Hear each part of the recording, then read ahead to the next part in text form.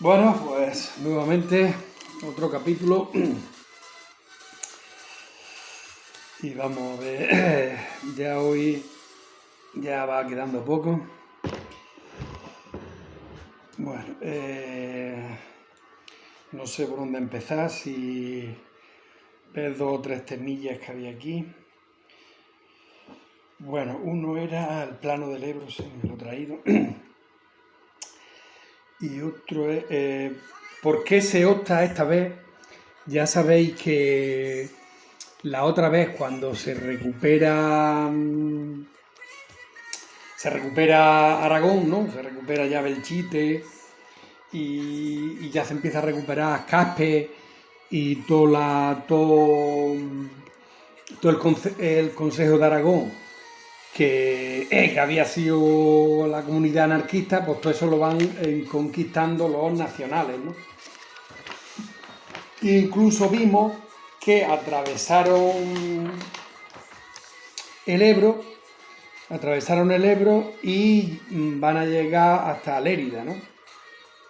Antes habían, por lo que he dicho, Caspe, que era la que había sido la capital de anarquista, eh, desde Fuente del Ebro también. Y cuando cruzaron el Ebro hacia el norte, pues me imagino que Flix, Ascó,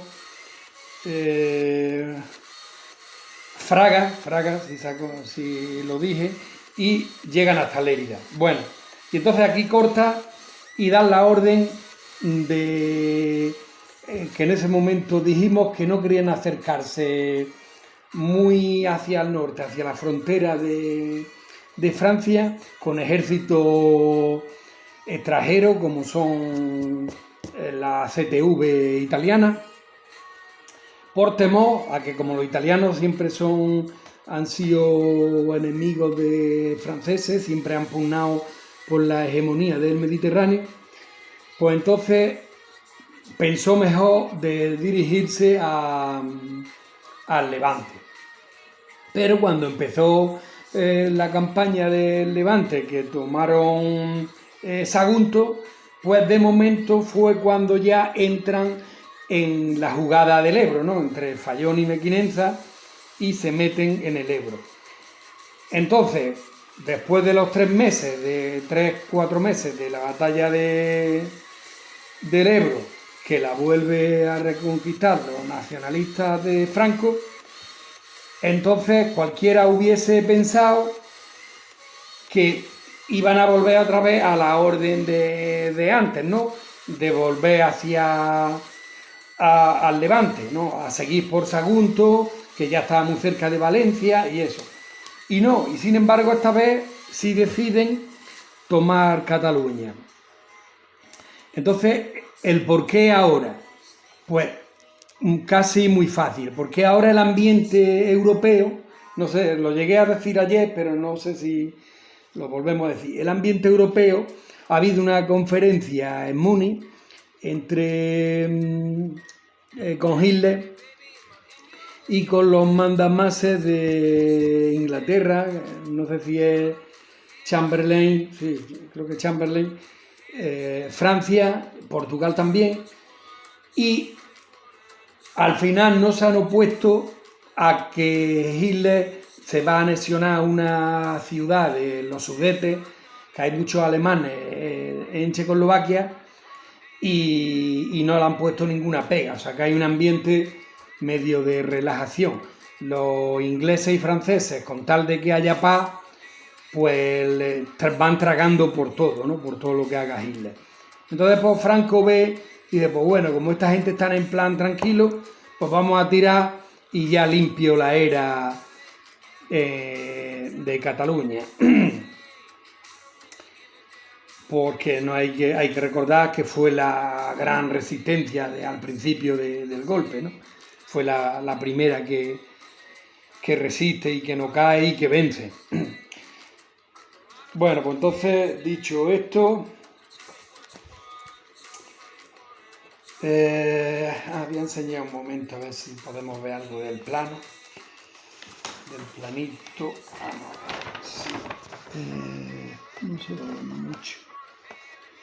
Bueno, esta es la desembocadura del Ebro y más o menos, todo esto es el Ebro. Bueno, pues entonces todo el amarillo es Cataluña, que estaba en manos republicanas.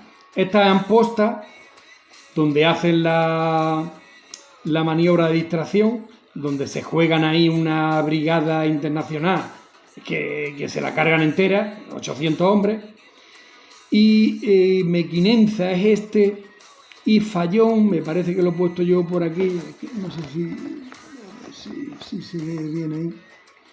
Pues eso, cruzan entre Mequinenza y Fallón y van haciendo todo esto. Van aquí a Gandesa, pero que no toman Gandesa, pero sí las sierras de Cabal y Pandols, que están aquí rodeando Gandesa.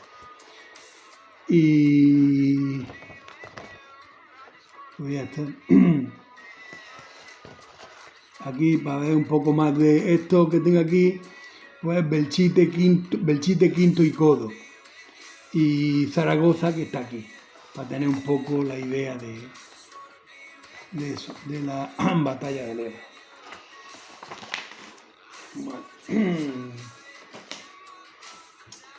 Bueno, pues entonces hoy tengo preparado, hoy no, como han sido dos mujeres seguidas, hoy vamos a hacer una versión rapidilla de Juan Negrín. Juan Negrín. Por aquí. Pues bueno, nace en Las Palmas de Gran Canaria en el 1892. Este sí es riquillo, un hijo de un próspero hombre de negocio. Es muy buen estudiante, obtuvo las máximas calificaciones en el bachillerato en el 1905-1906, a la increíble edad de 14 años. En el 1906-1907 se traslada a Alemania y comienza una carrera en medicina a los 15 años. En la Universidad de Leipzig también, Kiel y Leipzig. Luego en 1912, a los 20 años, obtuvo ya el grado de doctor.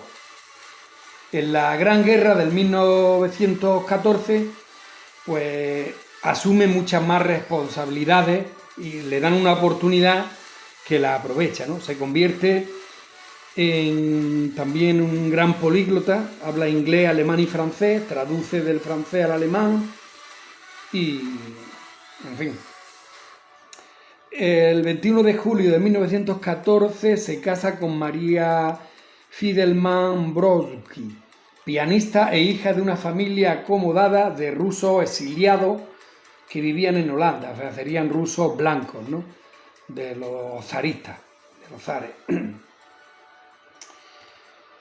El matrimonio tuvo 5 hijos, sobrevivieron 3 de ellos.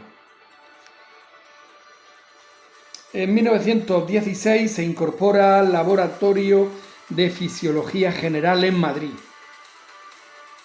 en los sótanos de la residencia de estudiantes, de la ILE, es verdad, así que cuando hemos visto la ILE hemos nombrado que Negrín estaba allí. Dependiente de la Junta de Ampliación de Estudios, ¿no?, de la ILE. En el 19 convalida en España su título de licenciado de Medicina y Cirugía y al año siguiente realiza la tesis doctoral.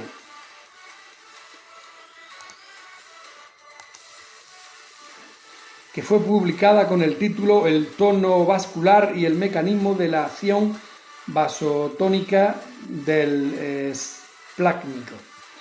Bueno, en el 22 es secretario de la Facultad de Medicina de la Universidad Central de Madrid, colabora en la Junta para la Construcción de la Ciudad Universitaria, siendo secretario de la misma en 1931. En plena dictadura de Primo de Rivera, en el 1929, ingresa en el Partido Socialista Obrero Español, perteneciendo al ala centrista, ¿no?, de la mano de Indalecio Prieto. Empieza, por tanto, aquí una actividad política, aunque en un principio predomina su labor científica y académica. O sea que cuando entra ahí es casi un don nadie en la política, y Indalecio Prieto ya era líder del Partido Socialista, y luego, como ya hemos visto, se han cambiado las tornas, ¿no? En las primeras elecciones generales de la República es elegido diputado a Cortes por Las Palmas de Gran Canaria, su ciudad de nacimiento, cargo que ostentará en los dos comicios siguientes, en el 33 y en el 36 también. Es nombrado también presidente de la Comisión de Hacienda. También representa a la República en foros internacionales como la Organización Internacional del Trabajo, la OIT, y la Unión Interparlamentaria. Durante la Guerra Civil, pues ya participa en la defensa de Madrid, y en septiembre del 36 es nombrado ministro de Hacienda con largo caballero, poniendo orden a las finanzas españolas y asegurando, mediante la evacuación de las reservas del oro del Banco de España a la URSS y Francia, el aprovisionamiento de armas y alimentos para la defensa de la República. En junio del 37 es nombrado presidente del gobierno, ¿no? Como ya sabemos todos, después de los sucesos de Barcelona, cae Largo Caballero y es nombrado presidente del gobierno español. Con posterioridad elaborará un proyecto de reconciliación de los españoles denominado Los 13 Puntos, que los rebeldes rechazarán, ¿no? Esto ya los comentamos. Y, en fin, Negrín personifica la resistencia de la República frente a los militares alzados y las potencias fascistas europeas, aunque no podrá evitar la derrota y se exiliará en Francia. En el 40 traslada su residencia a Londres, donde encarnará la suprema autoridad de la República en el exilio, poniendo al servicio de las autoridades británicas su experiencia en política internacional y sus conocimientos científicos en beneficio de la causa aliada. Pero una vez derrotado el eje fascista en Europa, acude a México, donde dimite de su cargo de presidente de gobierno ante las Cortes españolas en el exilio. El 12 de noviembre del 56 muere en París de un ataque de corazón. Pues bueno, pues ya sin más dilación vamos a ver el capítulo de hoy. Listo. Pues bueno, ayer dijimos que ya el ejército nacionalista se sigue su avance hacia Gerona, que en el castillo de Figueras Juan Negrín convocó ya por última vez las Cortes en suelo español, y que una de las cosas que declarar el estado de guerra, ¿no? Por aquello de que no se había hecho, por el hecho de que permaneciese su poder, el poder sobre el poder militar.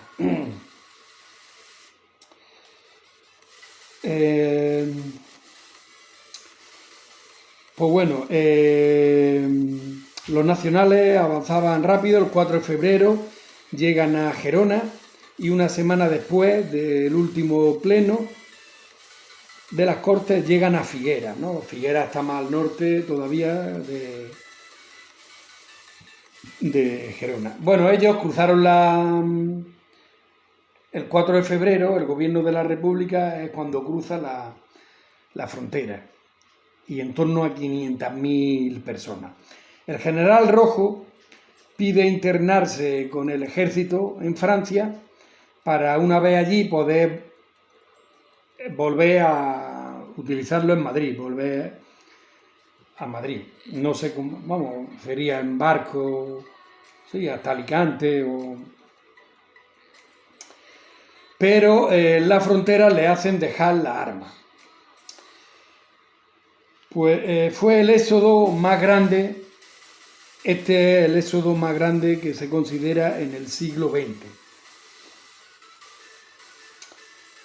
Los franceses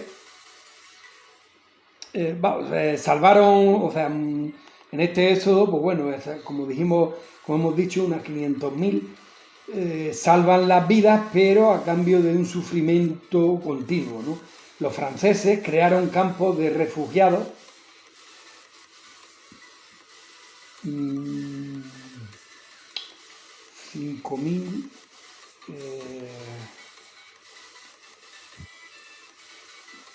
esto no sé, 5.000 la hora. Ah, que entraban 5.000 la hora, puede ser. 5.000 la hora estaban entrando. Pues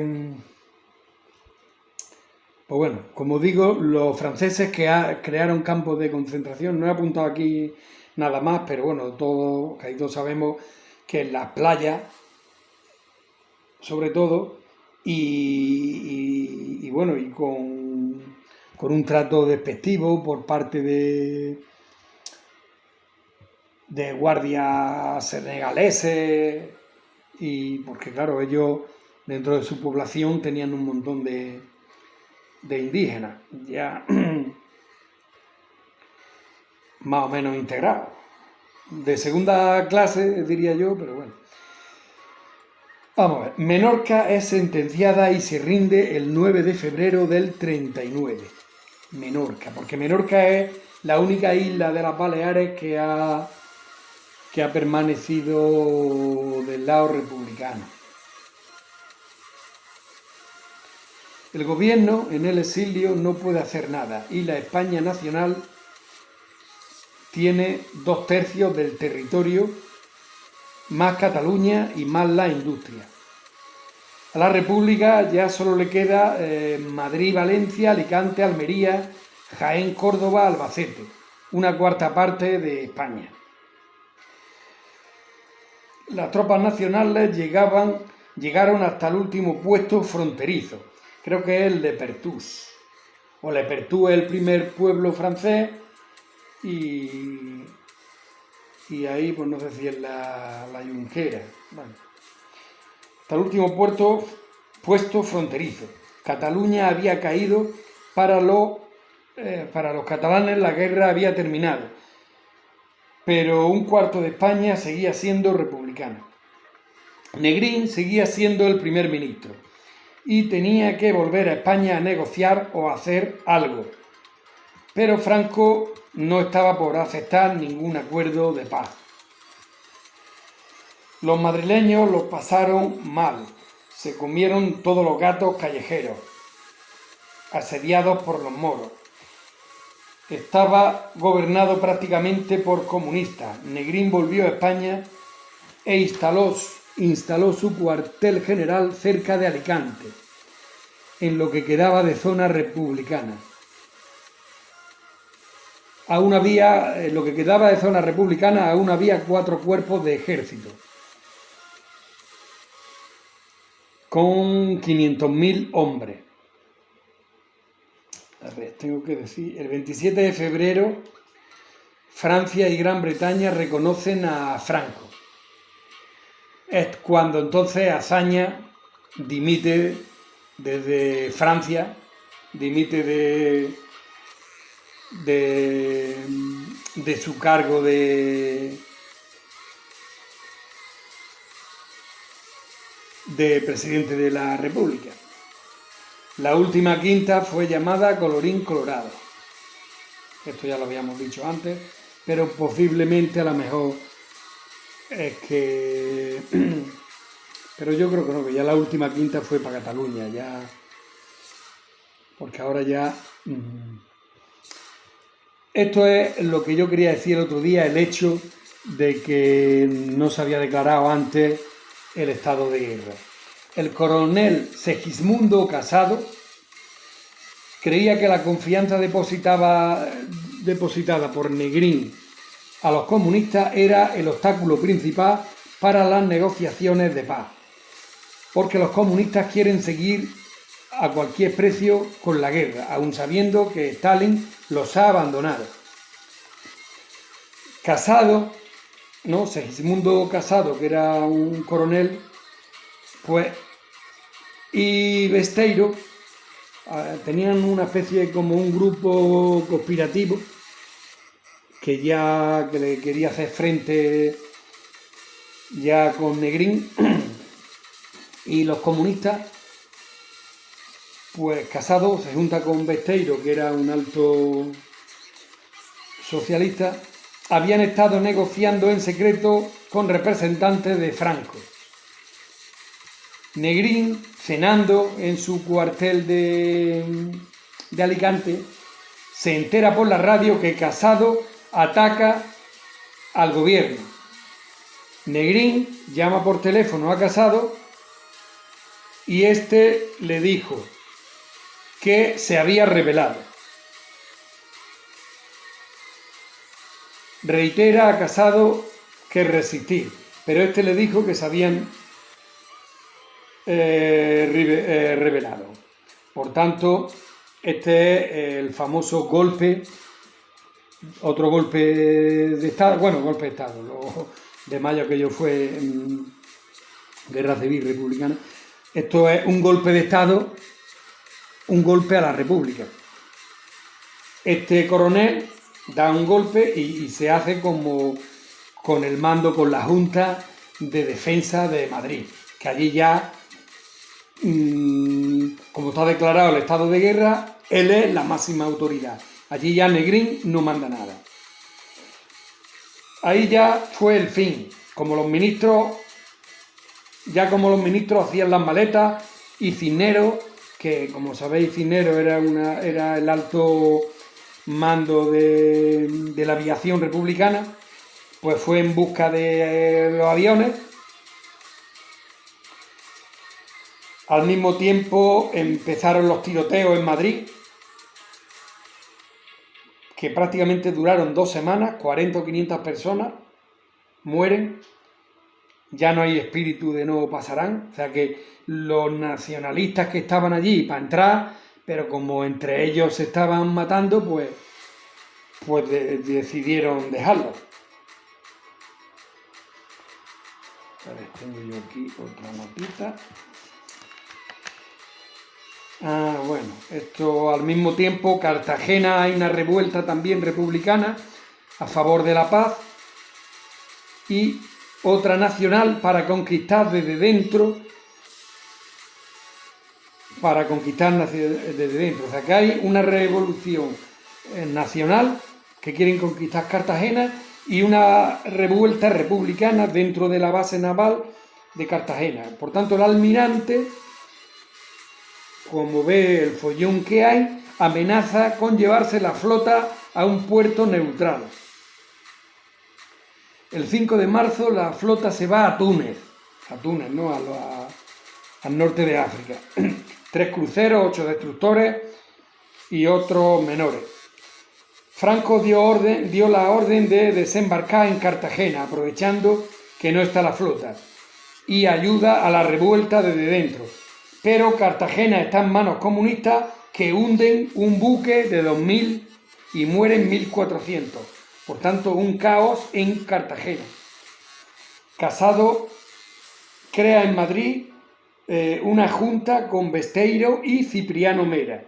¿Os acordáis de Cipriano Mera, que este era también, que llegó a obtener un puesto altísimo en el gobierno de la República, que había empezado era un albañil de la CNT anarquista y llegó a un alto cargo y se había mantenido prácticamente toda la guerra en Guadalajara. Y entonces de Guadalajara se acercó a Madrid juntamente con Casado para luchar contra los comunistas. No sé si llegué, porque Mera lo tengo por ahí, no sé si repasaré los guiones por si no lo he dicho. Bueno, por tanto, 5, 6, 7 de marzo, guerra civil nuevamente en Madrid. Comunistas frente a casadistas. Un caos. Los madrileños desean que acabe cuanto antes. El 10 de marzo del 38 fue el alto el fuego definitivo de las tropas de Casado, que se hace con el poder, y en la revuelta hay unos 2000 muertos. Bueno, esto ahora después. Hay que decir que Casado, pues bueno, Casado lo intenta. Hay que decir que Casado lo intenta. Quizás antes el ejército del Este, ideado también por Vicente Rojo, proyectara una maniobra de diversión en la zona centro-sur para aliviar la presión de Cataluña, ¿no? Esto aquí es que se me ha ido, pero bueno. Esta era un desembarco en Motril por la debilidad de la flota, desistieron por culpa de la debilidad de la flota y por la desidia y la indisciplina y la falta ya de una clara dirección político-estratégica. Y también en el frente de Extremadura, o sea, que tampoco tuvo éxito dada la baja moral y la falta de material y medios de transporte que padecían los ejércitos de la zona centro-sur, al mando del general Miaja. O sea que tanto desembarco en Motril, que iba a hacer con la Marina, y esta en Extremadura, rotundo fracaso porque no tienen ni fuerza, ni moral, ni nada.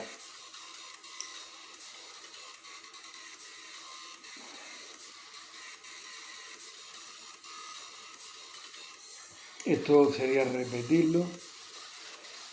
Tengo que decir también que la ocupación de Menorca por los nacionales fue también gracias a la intervención británica, puesto claro que los británicos tienen muchos intereses en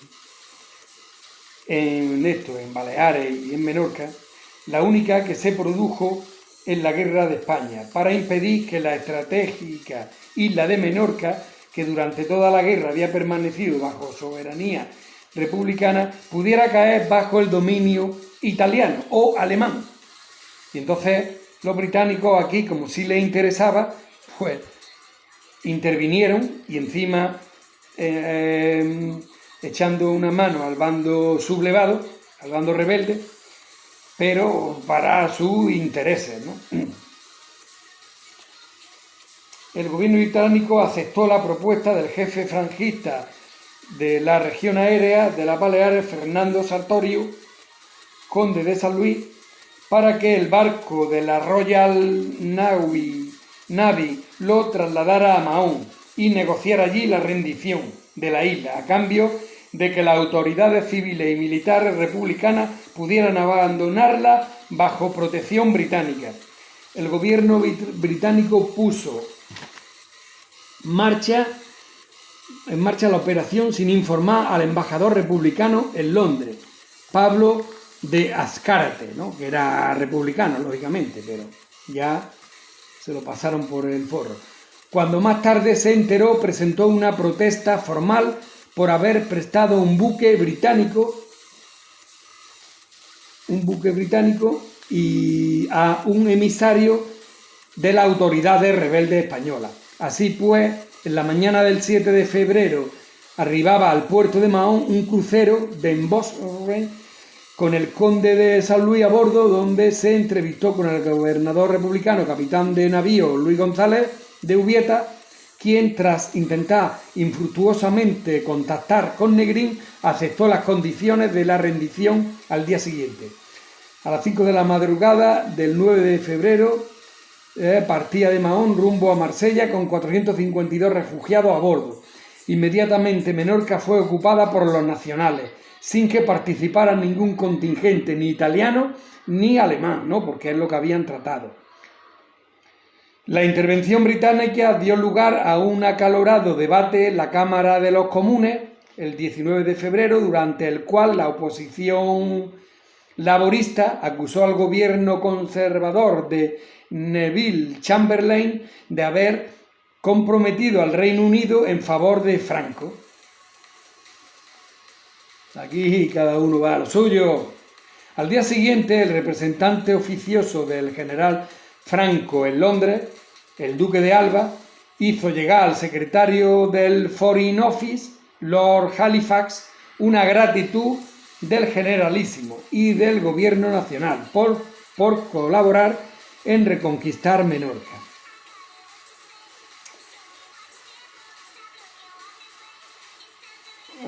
Pues bueno, esto ya lo he dicho.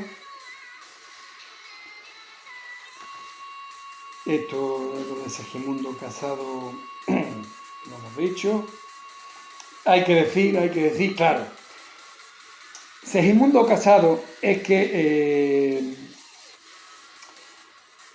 incluso, vamos, y todo esto lo del crepúsculo no sé qué verde, que he dicho antes, lucero verde, habían medio pactado también con británicos, con altos personalidades o de estos,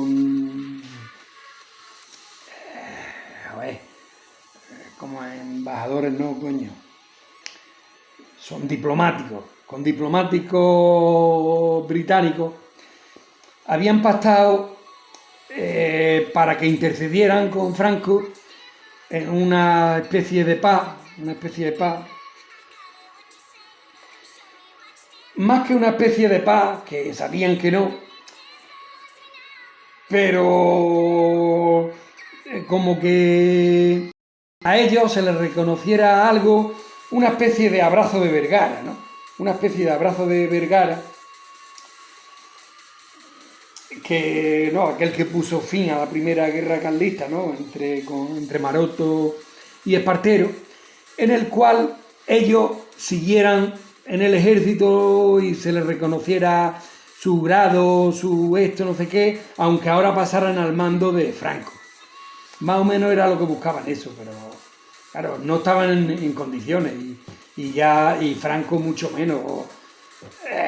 Si lo tenía todo a su favor y todo, pues solamente era rendición incondicional. Ahora me está viniendo a la cabeza, que se ve que no lo tengo por ahí apuntado y al final no lo he dicho, pero que una de las cosas de hazaña, o sea que unos cuantos meses antes, sobre todo creo que fue en el verano del 38 ya cuando o a finales del verano, cuando ven que empiezan a perder el Ebro, que ya hazaña, ahí se la juega también, pero no con unos 13 puntos como Negrín, que como dije, eso era inaceptable, eso puesto que era prácticamente, estaba pidiendo pues, una república, elección, estaba casi una democracia, ¿no?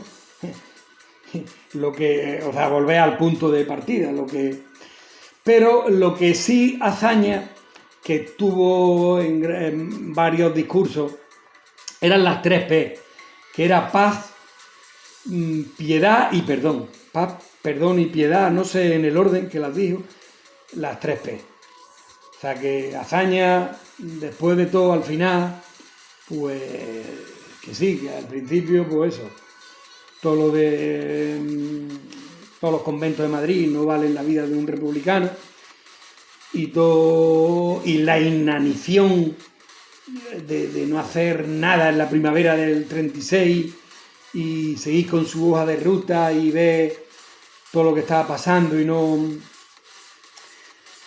y pues bueno, pues claro, llega un momento ahí que ve, bueno, que España está desangrada y bueno, pues dice, bueno, pues si cuela, paz, perdón y piedad, o paz, piedad y perdón, pero que tampoco, en mi puto caso.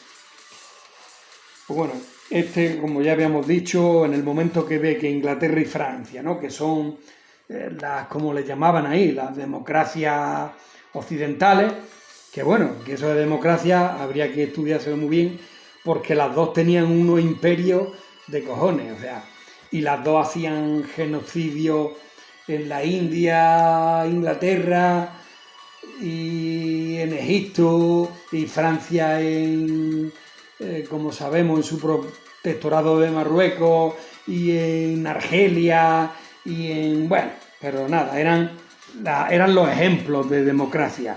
Y Negrín se la había jugado todo a la ayuda de los...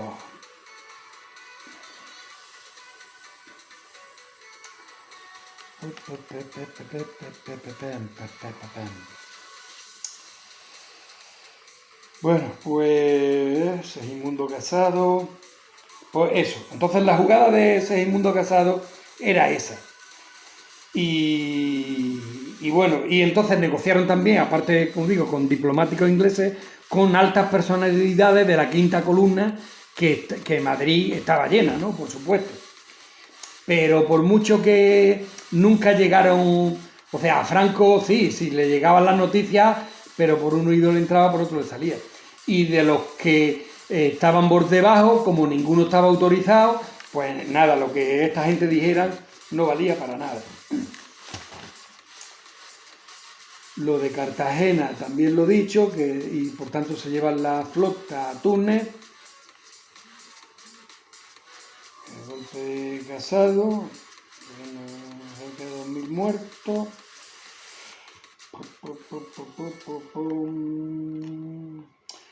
Eso, Franco únicamente aceptaba una rendición sin condiciones. Por tanto, evacuación de Casado y el Consejo Nacional de Defensa. Estos embarcaron con su familia el 29 de marzo en el destructor británico que los trasladó a Marsella. El socialista Julián Besteiro fue el único que decidió quedarse. Este sí se queda, que luego muere en una cárcel de pena. Vamos, Un día antes, las tropas nacionales hicieron su entrada en Madrid y rápidamente los sublevados en su ofensiva final ocuparon prácticamente sin lucha toda la zona centro-sur que había permanecido bajo la autoridad de la República durante toda la guerra. Así, el 29 de marzo cae Cuenca, Albacete, Ciudad Real, Jaén, Almería, Murcia. El 30 de marzo, Valencia, Alicante. Ahora tengo que decir una cosilla de Alicante. Voy a poner aquí el enchufe, que no se me pierda. Como los ministros hacían. Finalmente entra el Ejército Nacional en Madrid sin un solo disparo. 28 de marzo, 37 minutos. Ese mismo día, un barco zarpa lleno de refugiados. Se corrió la voz, que esto no lo pone aquí, de que había más barcos. Y junto a los 20.000 refugiados que quedaron en el puerto, se fueron juntando más. Y ya no aparecía nadie, ningún barco. La carretera de Madrid para Alicante, eso era pues en busca al puerto de Alicante. Es más, los mismos nacionalistas los dejaron, los dejaron que fueran para allá, aunque iban a una ratonera porque no iba a haber barcos. Algunos se volaban la cabeza, eso en el puerto, ¿no? En zona franca, pero al final acabaron el 30 de marzo los italianos tomando las afueras del puerto y llegaron soldados de Franco para reforzarlo. Pasaron la noche, lo que era dentro del puerto, en zona franca, perdiendo toda la esperanza en el puerto. Hubo cantidad de suicidios colectivos y pues nada, tengo 30 minutos, me quedaría esto,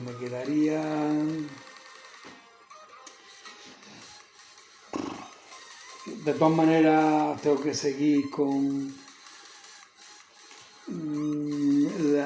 un resumencillo de lo que fue la guerra naval y la guerra aérea, y luego hay también cosas de la iglesia y el tema económico, en fin, que que hay otros más capítulos de la guerra civil. Aunque bueno, aquí acaba. Ya sabéis que el último parte de guerra fue: en el día de hoy, cautivo y desarmado, el Ejército Rojo han alcanzado las tropas nacionales sus últimos objetivos militares.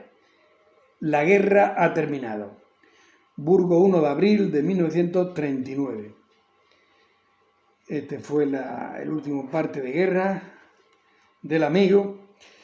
La tragedia de los refugiados en Alicante fue la agonía de la República.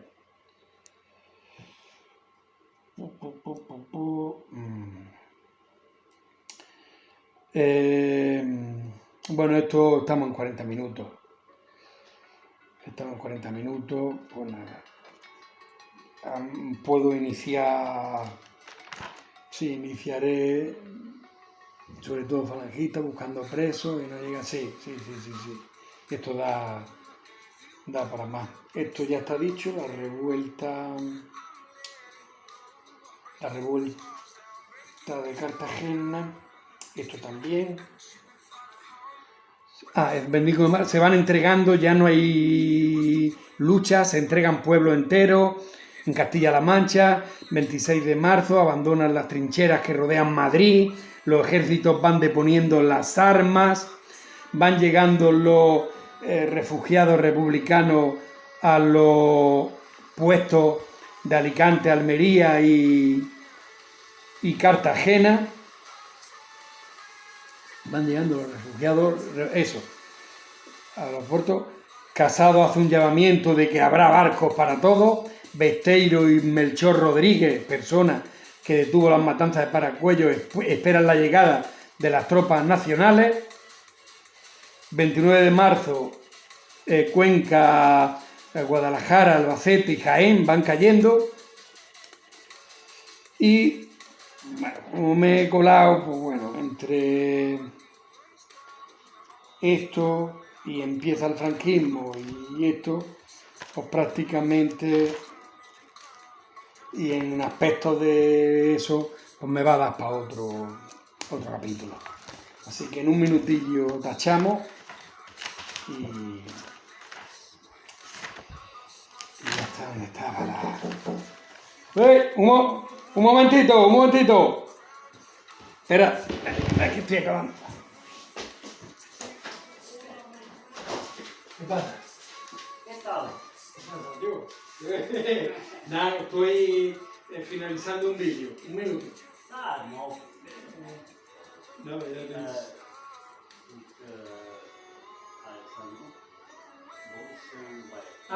Que estáis con el fútbol, sí. Vale, pues ahora hago una visitilla.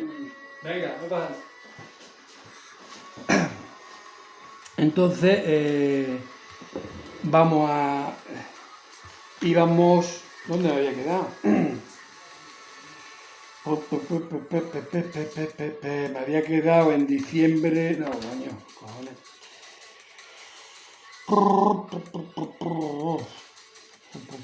Vale. Julio del 37, estaba dicho.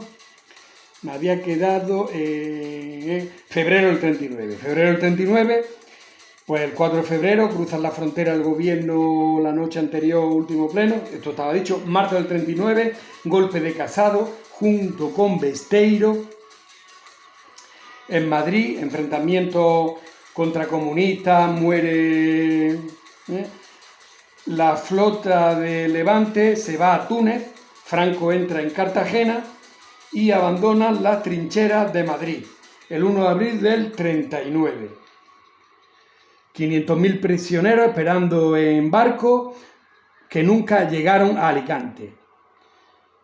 En el día de hoy, cautivo y desarmado el Ejército Rojo, han alcanzado las tropas nacionales. Burgos, mayo del 39, desfile de la victoria y me quedo aquí. Esto lo vamos a decir y además aquí ya, y otra frase que no está aquí, pero que sí la tengo por ahí. Otra frase que también es demoledora, como conclusión de lo absurdo de la guerra. Entonces, hoy me he extendido, pero bueno. 44 minutos. Pues bueno, nada, voy a ver que ha llegado un colega de Rumanía que ha pasado la frontera hoy. No sé si tiene que estar en karantina, que es cuarentena. Pero bueno, y que están viendo el Borussia, no sé qué. Nada, echaré un segundito. Apago.